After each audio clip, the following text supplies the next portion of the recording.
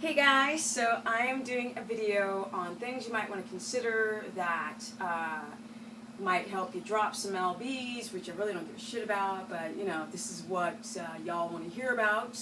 Shite, excuse my, not French, but my poor English.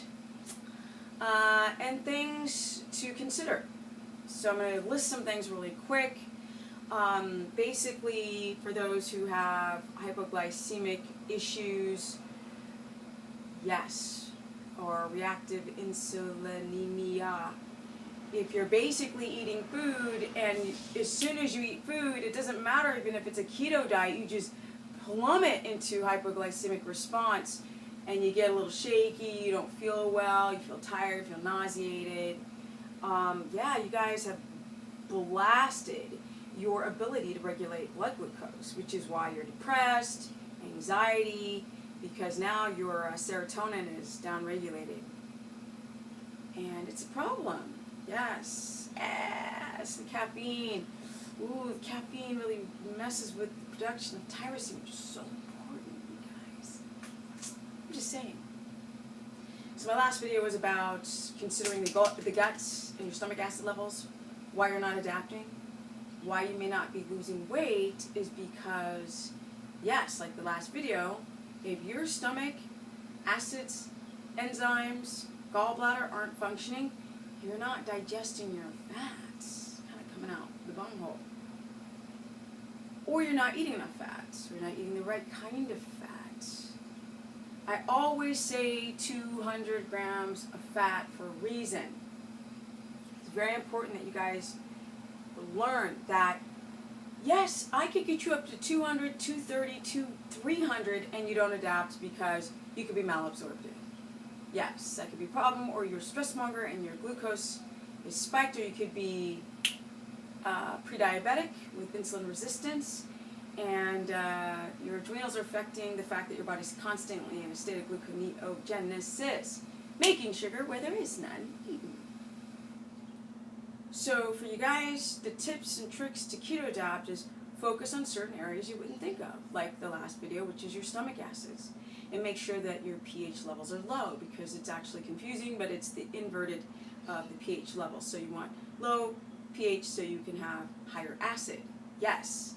And it's not just about being alkaline, so don't run towards the alkaline water, because it could mess with the pH balance of those areas that must be acidic. What about the caffeine? Yes, it's highly sprayed with pesticides. Pretty nasty stuff. Very acidic blood. Nuts and seeds have, the shells have phytic acid. Very hard to get to in the wild, so when people are wondering why I'm so strict, I've done a million videos on it, so I'm actually kind of bored of talking about it. Cheese is an allergen to a lot of human beings because we are not baby calves. It's not rocket science, guys, I'm just saying! But really, sleep is a big one. Everybody thinks they sleep great, but they don't. And day in and day out and day in and day out, I talk to so many people. I'm not just getting my information on the internet. No! I'm getting my information from people. They design these vlogs that I do. You guys do. Because a lot of you don't adapt. There's a difference between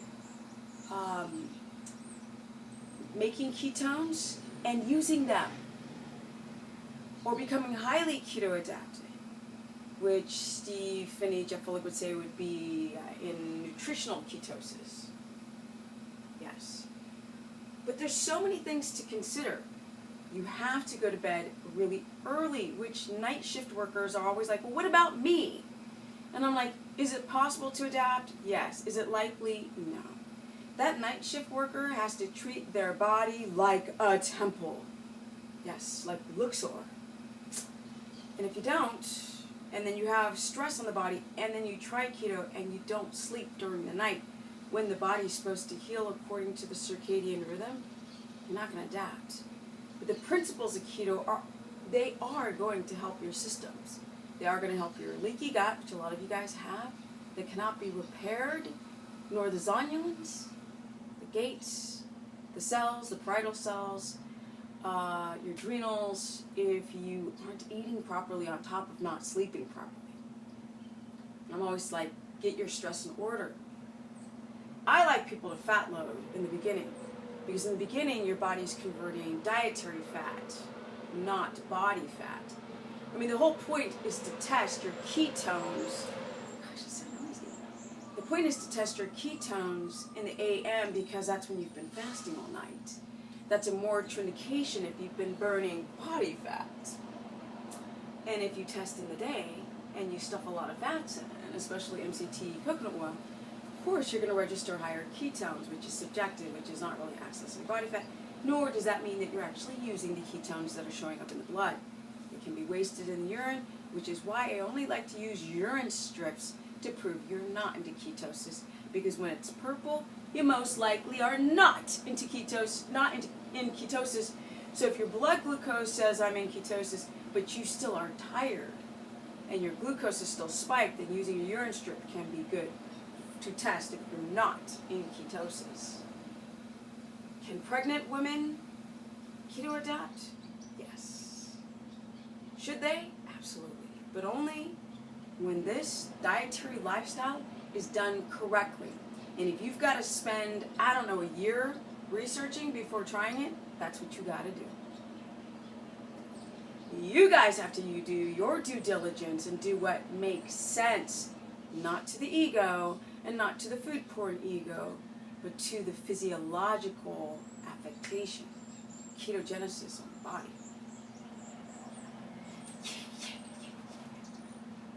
How do you know if you have a casein allergy?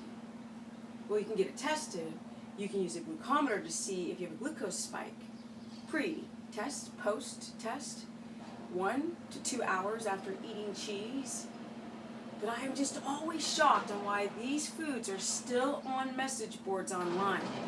And people will go download keto diets or use keto calculators or MyFitnessPal, and they have everything ass backwards. And I mean ass backwards.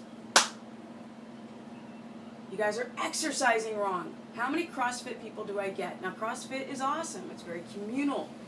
I wish there was more of that. But the repetition in time, explosive training, not good when you first try to keto adapt.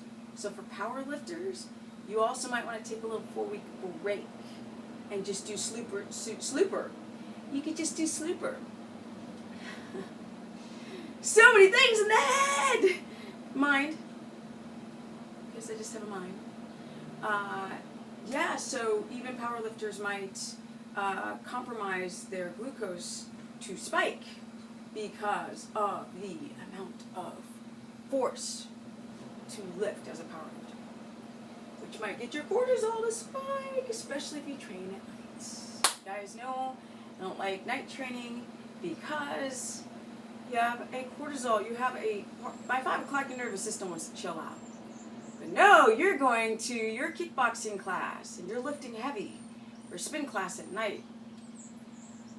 So instead of your nervous system calming down, it's go, go, go, go, go, go, go, go, go, and then your sleep sucks. Well, I can fall asleep. Yeah, well, you're exhausted because your adrenals are like, ah, 2 little smoldering peas burnt out.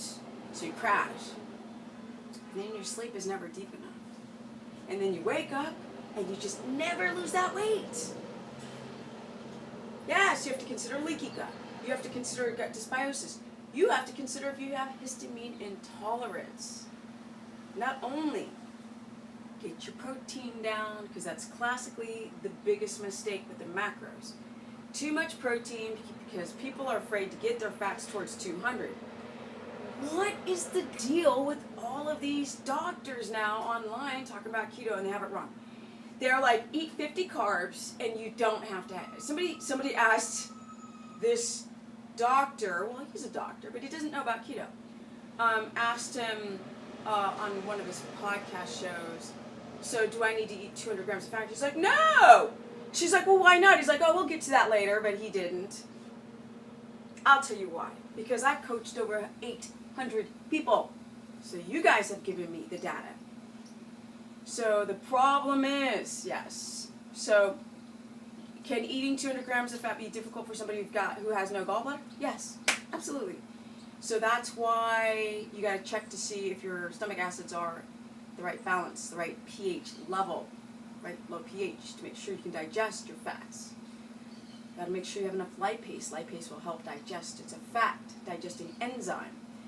You got to make sure you have enough of that. If you're coming out of veganism or vegetarianism, that might affect your stomach acid levels, which, if things aren't being broken down, that gets the gallbladder all clogged up.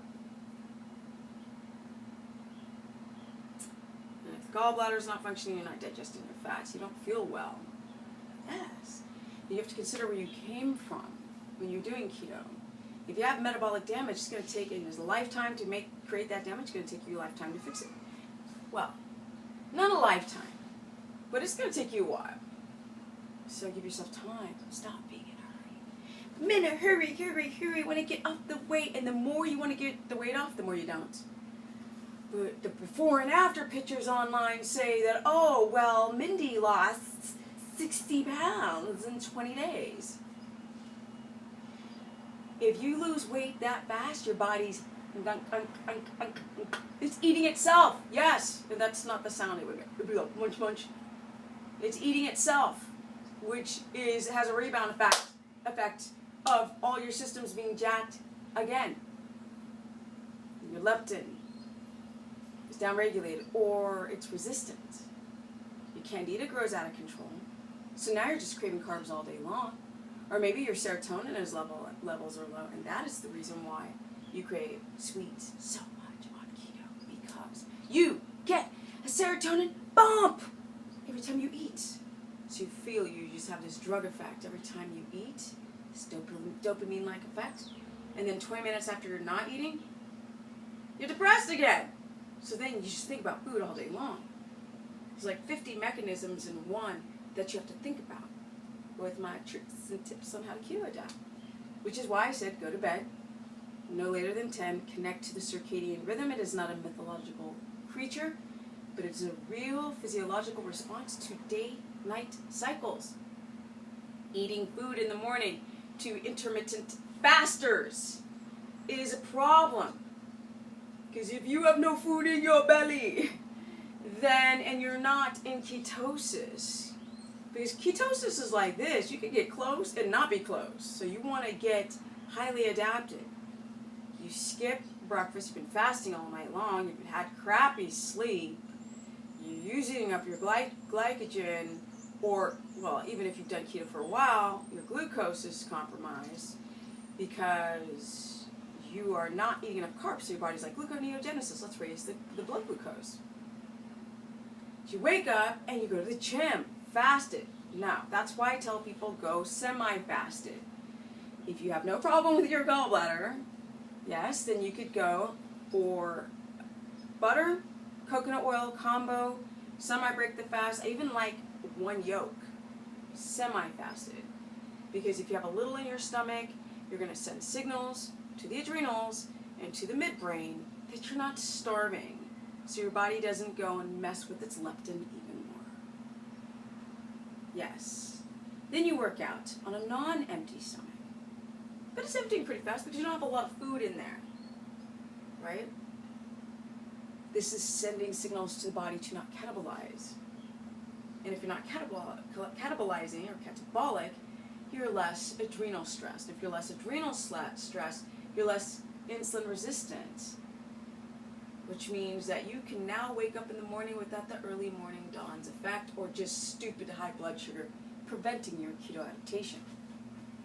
So if you guys want to learn more, these are just some tricks and tips and things. Athletes, keto is really great for endurance athletes, but it's a process. You actually have to slow down to speed up with the whole lifestyle. People who've got diseases, it's great for all diseases, especially mood disorder, reproductive issues, and for infertility. So if you guys want to learn more, because we're adding more fat, right? We're getting rid of that pregnenolone steel. If you guys want to learn more, go to StephaniePerson.com, Stephanie Business Person, my Facebook fan page, or Stephanie Ketogenic on my freaking Instagram.